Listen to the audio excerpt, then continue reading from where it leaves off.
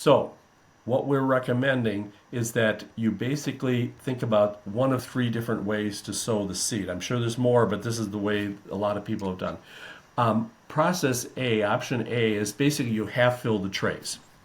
Now, that can be a little squirrely if you got a lot of trays to do, but some people will go and they'll half fill the tray, and then they will then throw soil on top. They'll drop the seed in and then throw soil on top of it.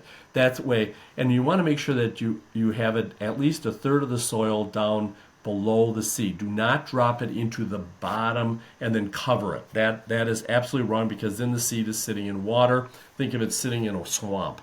Don't do that. You want to make sure that that seed has some soil between it and the bottom where the perched water table is. Option B is where they fill the cell full.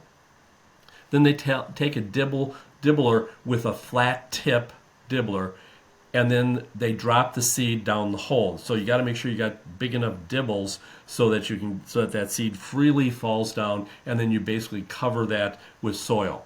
And that's really important. Now, what kind of dibble? A lot of people will use pointed dibbles, and those do not work because you end up at the bottom where you need to make sure that you've got the seed sitting flat on the bottom. You got this this pointed area that tends to fill in, and the seed really doesn't get uniformly buried, and it's just like, don't use a pointed dibble. Use a flat dibble. Just use dowels, and then just dibble it, and that seems to work the best.